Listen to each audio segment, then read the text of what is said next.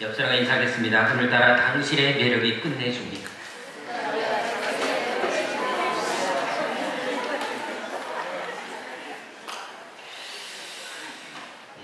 항상 서로 축복하는 모습 보면 되게 밝아지는 모습 보게 됩니다. 한 번 더 할까요?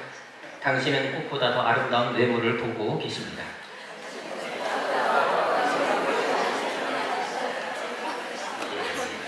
항상 지가 잘났다는 거죠. 그런 것을 살아야 됩니다. 자, 우리 함께 인사하겠습니다. 하나님을 여러분들 향한 놀라운 계획을 가지고 계시다면 먼저 PPT 사진을 한 장 보도록 하겠습니다.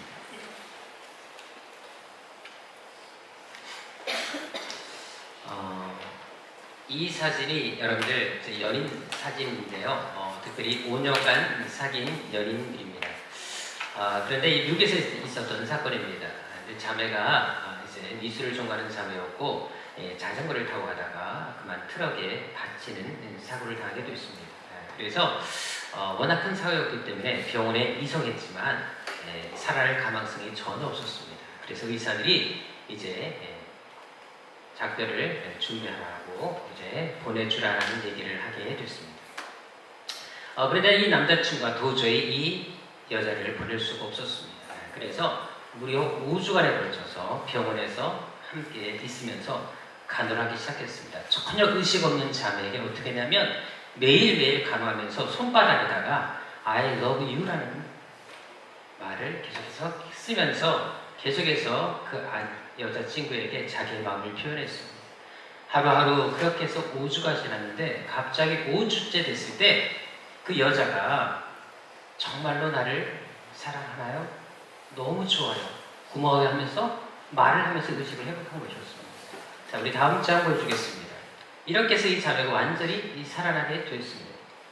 그래서 이것이 인터넷에 화제가 돼서 많은 사람들이 놀랐던 기사가 있었습니다. 또 한 사진 보여드리도록 하겠습니다. 이 사진은 부부 사진입니다. 아내가 갑자기 집안에서 있다가 심장마비 증세를 일으켜서 쓰러지게 됐습니다. 그런데 병원으로 이송됐지만 이미 뇌 상태가 되었고 도저히 이미 심장이 워낙 급하게 멎은 상태였기 때문에 도저히 살아날 가망이 보이지 않았습니다. 그래서 역시 의사들도 이 여자분을 전체 이렇게 점검하고 이렇게 확인한 다음에 가족들에게 역시 마지막 인사를 하라고 얘기를 하게 됐습니다. 그때 이 남편이 이 아내 귀에 대고 여보 사랑해 라는 말을 하게 됐습니다. 그런데 그 말을 듣자마자 여자가 아내가 손가락을 까딱하는 것을 이제 보게 됐습니다. 그래서 큰딸이 그것을 보고 의사에게 의사 선생님 우리 엄마가 지금 손가락을 까딱했다라고 얘기하니까 의사들이 죽은 다음에 나타나는 일시적인 현상이다라고 얘기를 하게 됐습니다. 그런 상황에서 그냥 가기를 원하고 돌아가기를 원하고 그만 죽음을 준비하라고 얘기를 하게 됐습니다. 하지만 도저히 남편은 이 아내를 그냥 보낼 수가 없었습니다. 그래서 귀에 대고 다시 시작했습니다. 여보 사랑해 돌아와요 라고 얘기하게 됐습니다. 근데 두 번째 말 할 때 아내가 눈을 뜨고 말았습니다. 그렇게 해서 이 부부가 또 살아났던 사건이 또 인터넷에 화제가 됐던 일이 있었습니다.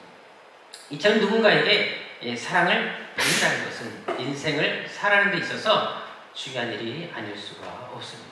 그래서 어떤 글에 보니까 부모에게 사랑한다는 말을 듣고 자란 자녀는 절대로 잘못된 길로 가지 않는다라는 글을 제가 본 적이 있습니다. 결국 인간은 자신이 사랑받고 있다는 사실을 확신할 때 가장 멋진 인생을 살 수 있다는 것을 이런 사건들을 통해서 우리가 분명히 알 수 있다는 것입니다. 그것은 오늘 본문을 통해서도 우리가 발견할 수가 있습니다. 사실 여러분 예수님에게는 몇 명의 제자들이 있었습니다. 우리가 잘 아는 대로 12명의 제자가 있었습니다.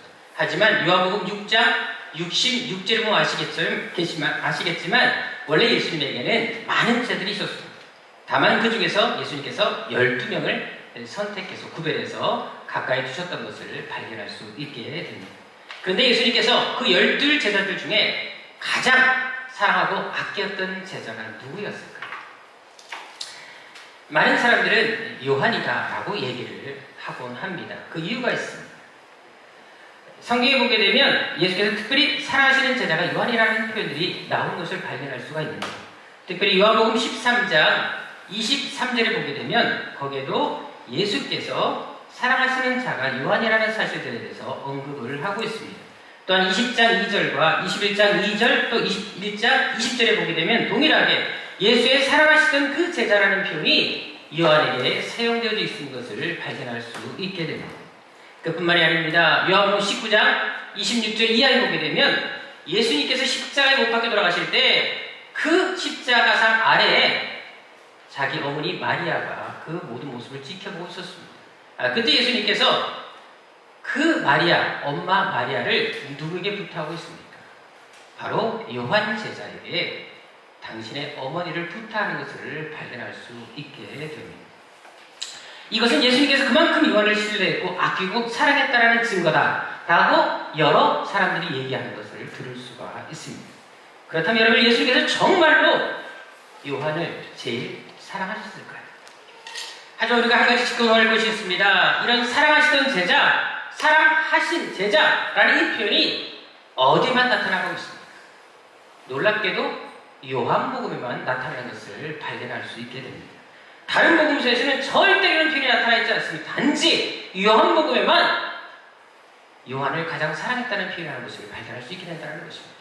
그런데 요한복음은 누가 썼습니까? 요한 지가 썼습니다. 이것은 뭐를 얘기하겠습니까? 요한은 예수께서 자기를 가장 사랑한다고 지가 혼자 스스로 생각했다는 사실을 알 필요가 있습니다. 또한 예수님께서 십자가에 달리실 때 어머니 마리아를 요한에게 부탁할 수밖에 없었던 이유가 있었습니다. 왠지 아십니까?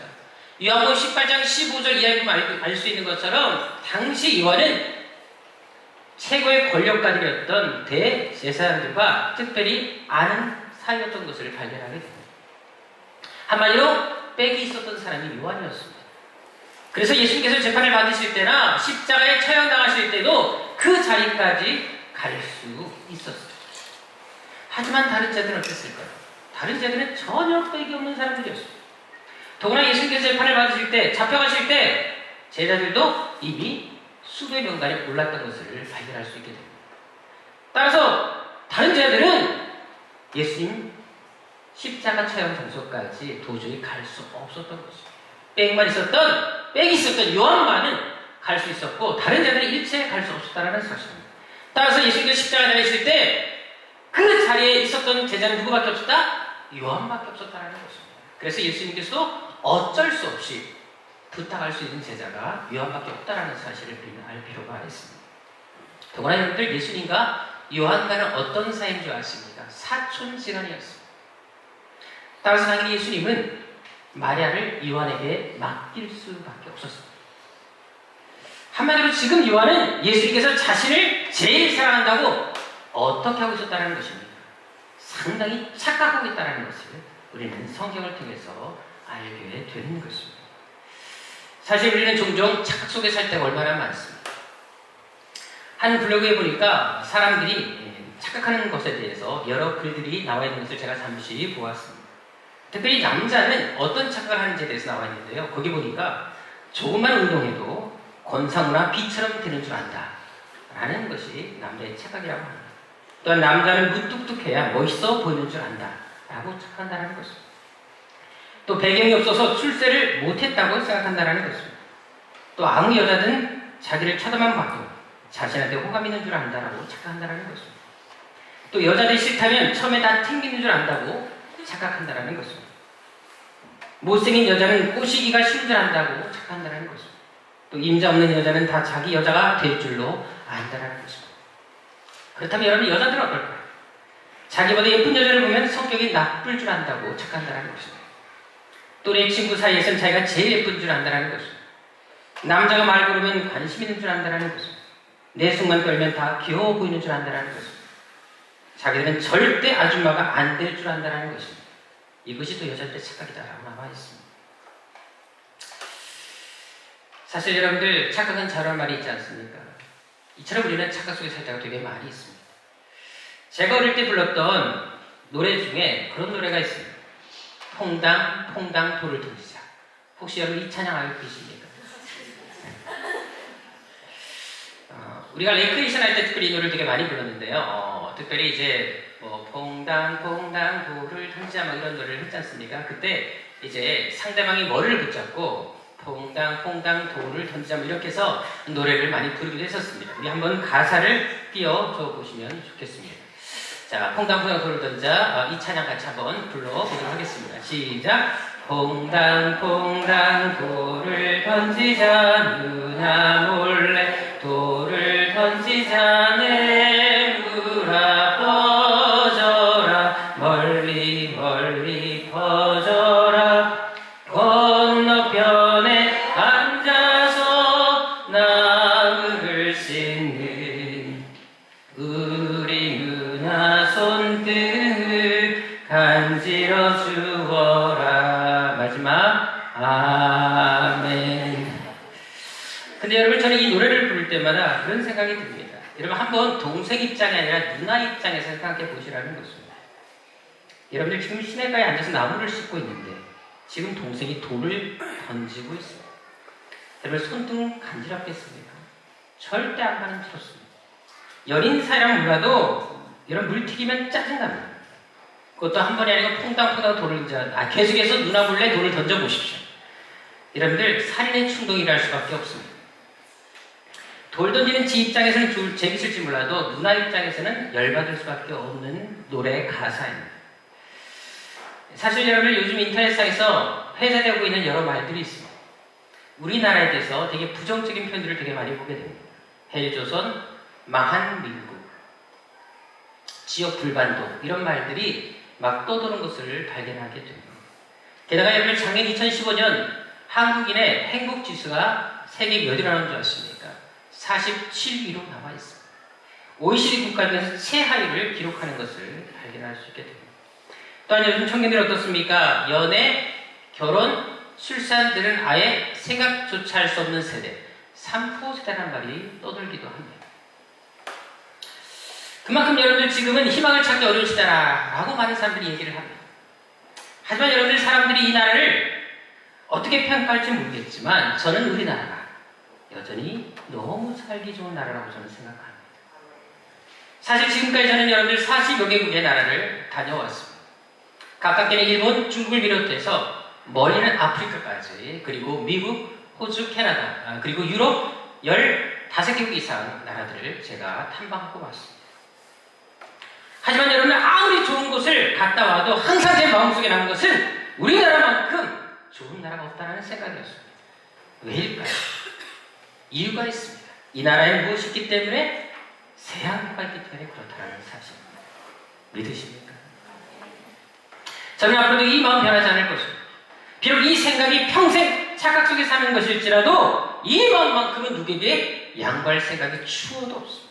왜? 저에게는 이 착각이 저를 행복하게 만들어주기 때문에 그렇다는 것입니다. 오늘 본문의 요한이 바로 그런 인생을 산 사람이었습니다. 그는 누구보다 착각 속에 살았고 그 착각으로 행복에 빠져 살았던 사람이었다는 것입니다. 하지만 여러분들, 요한의 위대함이 뭔지 압니까? 그는 비록 엄청난 착각 속에 살았지만 예수님이 자신을 가장 사랑한다는 그 착각을 사실 그대로 믿었다는 사실입니다. 사실 여러분, 요한 어떤 사람이었습니까? 누가복음 9장 54절 한번 다 같이 가보도록 하겠습니다. 신약성경 세 번째 책 누가복음 9장 54절 한번 보도록 하겠는데요. 여기 보게 되면 요한이 어떤 인생을 살았던 사람인지 잘 나타나 있습니다. 거기 보게 되면 어떤 말이 나와 있습니다. 제자 야고보와 요한이 사마리아 지역을 지나갈 때 했던 말입니다. 그 나라, 그 땅의 사람들이 자기를 지나가도록 허용해주지 않고 불친절하게 대하니까 어떻게 말을 합니까? 우리가 불을 명하여 하늘로 쫓아 불을 내려서 저희를 멸하라 하기를 원하십니까? 여러분들, 한 동네가 자기들을 좀 맞아주지 않았고 환영해주지 않았다 그래서 그 자리에서 하늘에서 불이 떨어져서 그 동네 전체를 불살라버리려고 했던 사람이 요한이었던 것을 발견할 수 있습니다. 그만큼 불같은 사람, 참지 못하는 사람, 다혈질 중에 아주 다혈질인 사람이 바로 요한이었다는 것입니다. 전혀 인내심도 없고 참을 줄 몰랐다. 그런 사람이 바로 요한이었다는 것입니다. 그런데 여러분들, 나중 이 요한이 어떻게 달라집니까?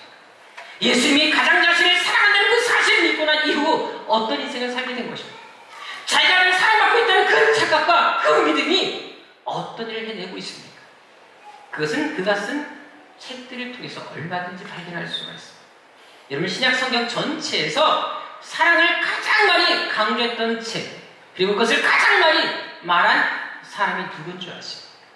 바로 요한입니다. 사실 우리가 잘 아는 사랑장이 있습니다. 사랑장 몇 장입니까? 어디? 고린도 전서 13장이 사랑의 장. 근데 중요한 것은 여러분들 사랑장에 알려진 거 고린도 13장에도 사랑이라는 단어가 불과 6분밖에 나와 있지 않습니다. 그리고 그렇게 사랑장을 포함하고 있는 고린도서 전체에서도 이 사랑이라는 단어가 20번을 채 넘지 못하고 있는 것을 발견하게 됩니다. 하지만 요한이 쓴 책들은 어떨까요? 여러분, 다른 복음서나 어떤 서신에서 비교할 수 없을 정도로 요한은 사랑을 강조했던 것을 발견할 수 있게 됩니다. 실제로 21장밖에 되지 않는 요한복음에만 사랑이라는 단어가 무려 57번 등장하는 것을 발견하게 됩니다. 특별히 여러분, 요한 1서와 2서, 3서가 있습니다. 요한 1, 2, 3서를 다 합쳐도 총 7장밖에 되지 않습니다. 그런데 그 7장 안에 사랑이라는 단어가 몇 번이나 언급되어 있을까요? 무려 63번이나 언급되어 있는 것을 발견하게 돼요. 한마디로 그는 조금만 건드려도 사랑이라는 말이 터져 나올 정도로 오직 사랑에 빠져 살았던 사람이 요한이었던 것을 발견할 수 있다는 것입니다.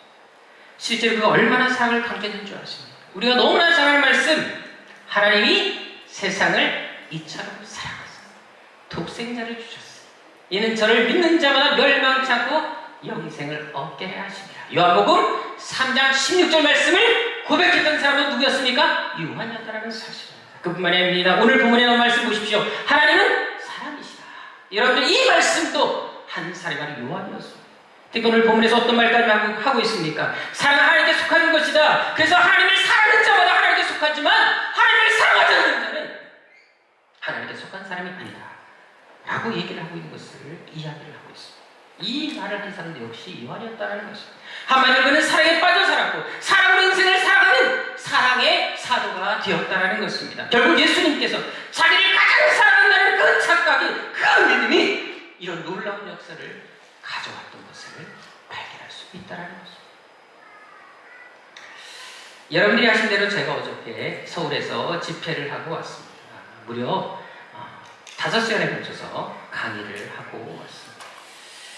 사실 많이 피곤하긴 했지만 그 교회 성도님들이 워낙 강의를 또 요청하셔서 원래 생각했던 3시간 강의보다 2시간을 더 강의해서 5시간 연장해서 강의를 하게 됐습니다. 강의 중간중간에 이제 여기저기 우리 교회 이야기도 하고 간증하면서 또 우리 아들 이야기도 하게 됐습니다. 그러면서 결국은 우리 아들이 군대 간 이야기를 하면서 제 나이를 공개하게 됐습니다. 그래서 이제 50대 나이라는 얘기를 하게 됐는데 강의 중간에 쉬는 시간에 여러분들이 오셔서 목사님 아무리 봐도 50대로 보이지 않습니다. 목사님 30대로 보입니다 라고 사실 그대로를 얘기를 하셨습니다. 저도 그래서 그분들한테 얘기를 했습니다. 저도 그게 고민입니다 라고 얘기를 해드렸습니다. 웃음도 긍정적인 웃음이 있고 부정적인 웃음이 있다는 거 참고하시면 좋겠습니다. 사실 여러분 집회를 갈 때마다 항상 그런 얘기를 자주 듣곤 합니다.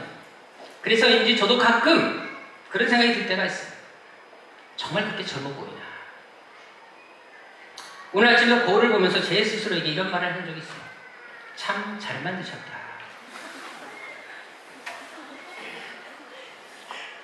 그런데 얼마 전 제가 선교를 하는 이후에 이제 통장 정리랑 은행에 볼 일이 있었습니다.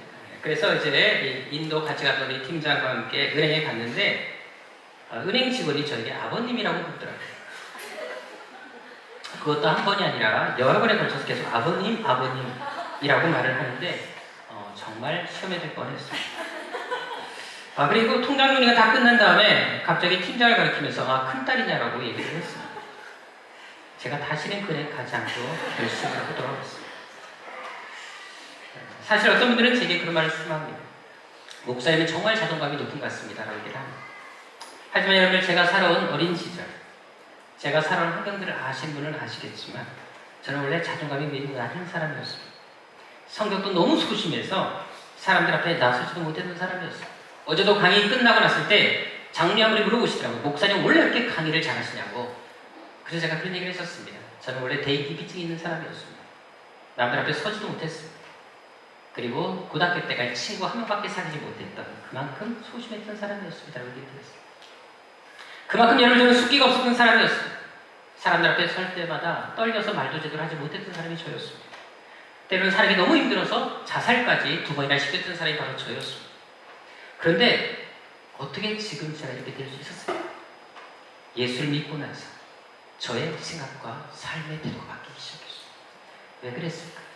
세상 그 누구와도 비교할 수 없는 하나님께서 나의 아버지가 되신다는 사실, 누구보다 그분께서 나를 사랑한다는 사실을 믿고 확신한 다음부터는 자신감을 생기게 되었습니다.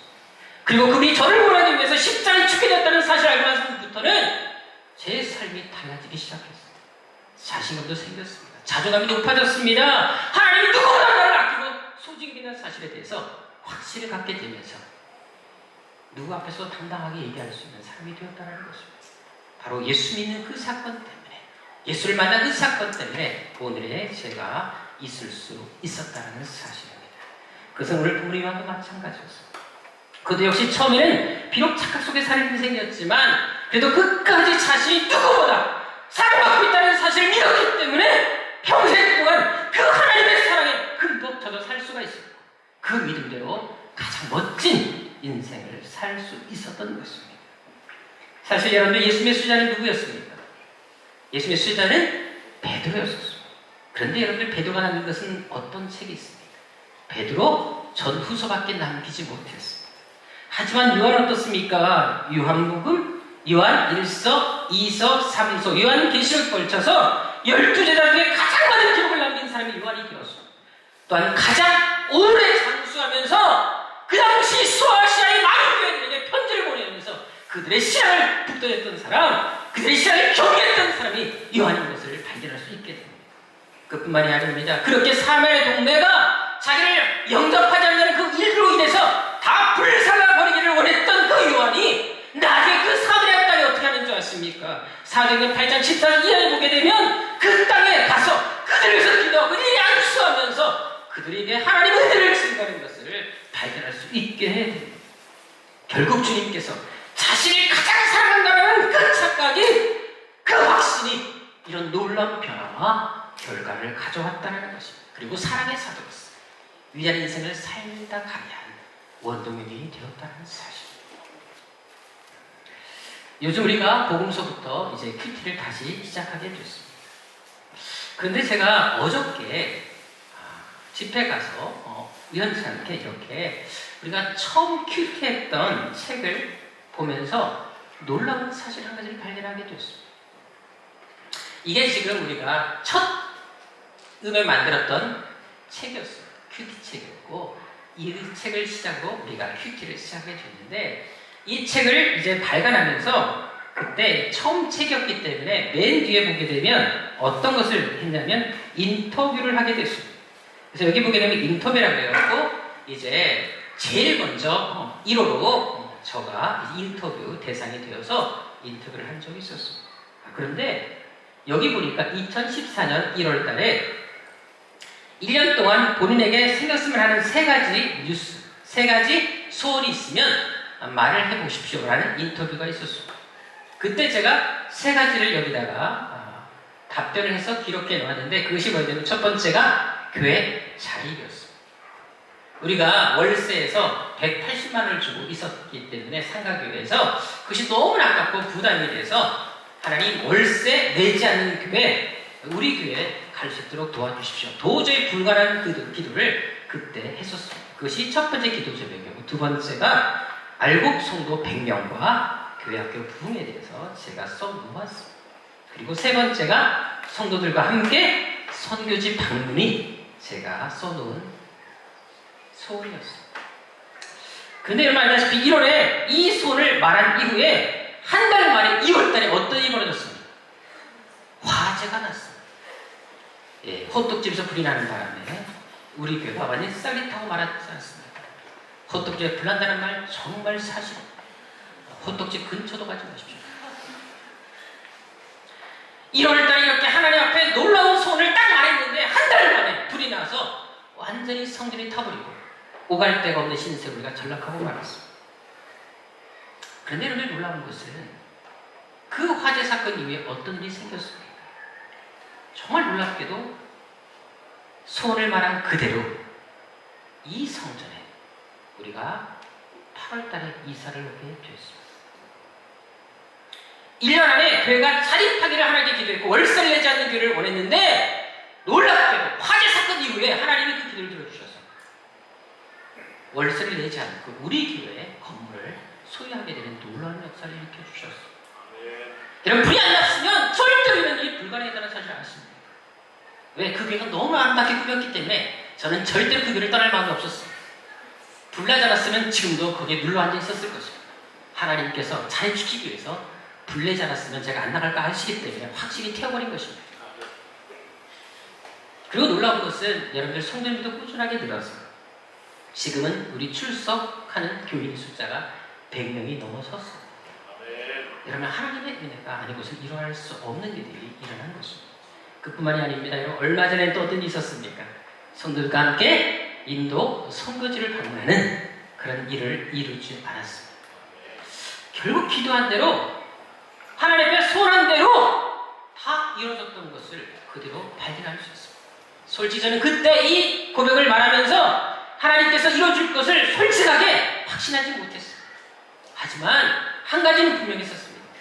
1년이 아니더라도 반드시 언젠가 이루실 것에 대한 믿음을 갖고 있었습니다. 그런데 정말로 그 믿음대로 하나님께서 생각지 않은 방법을 통해서 오히려 더 놀라운 축복과 역사와 기적을 베푸는 것을 저는 경험하게 됐다는 것입니다.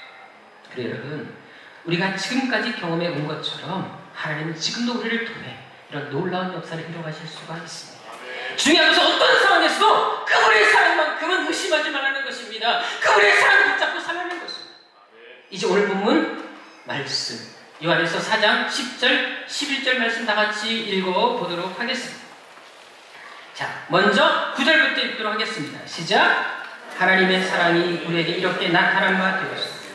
하나님이 자기 독생자를 세상에 보내심은 저로 말미암아 우리를 살리려 하십니다. 10절 사랑은 여기 있으니 우리가 하나님을 사랑한 것이 아니요 오직 하나님 우리를 사랑하사 우리 죄를 위하여 한 목재로 그 아들을 보내셨습니다. 여러분들 하나님이 왜 사람이 되셨습니까? 왜 사람의 몸을 입고 이 땅에 오셨습니까? 왜 여인의 뱃속에 태어나 그 힘든 10개월간 계셔야했겠습니까? 무엇 때문에 핍박과 배반을 당하시고 무엇 때문에 죄인이 되셨습니까? 그 초점을 십자가에 죽으셨어야 했겠습니다. 그 이유는 오직 한 가지입니다. 인간을 사랑하셨기 때문에 그렇습니다. 단지 사랑하는 그 이유 하나 때문에 그렇게 하시는 것입니다. 여러분들 그 하나님 사랑에 미친 하나님 사랑에 눈이 멀은 하나님 그분이 우리 아버지가 된다는 사실을 아십니다. 그래서 저는 가끔 이런 생각할 때가 있습니다. 만일 주님께서 이 시대에 다시 십자가를 지실 일이 있다면 어떻게 하실까? 분명히 그분은 지금도 우리를 위해서라면 십자가를 지기 위해 다시 이 땅에 오실 것입니다. 왜일까요? 과거에도 그랬고 지금도 그랬고 앞으로도 주님은 우리를 사랑하실 것이기 때문에 그렇습니다. 요한은 바로 그것을 알았습니다. 그래서 그는 그 사랑의 중평을 알았던 것입니다. 중요한 것은 바로 그런 그의 착각이 결국 그러하여금 하나님의 사랑에 빠지게 살게 했고 하나님의 사랑을 노래하게 했으며 수많은 사람들이 하나님의 사랑을 전하는 통로가 되겠다는 것입니다.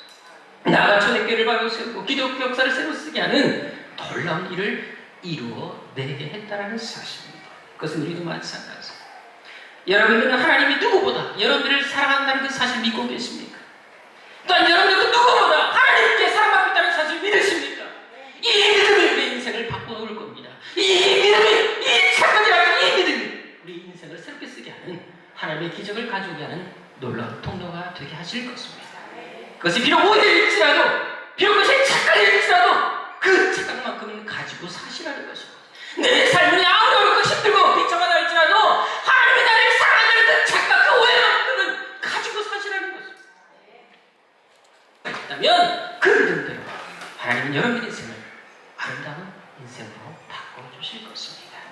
그 축복이 여러분 생에 더 일어나시기를 주님의 이름으로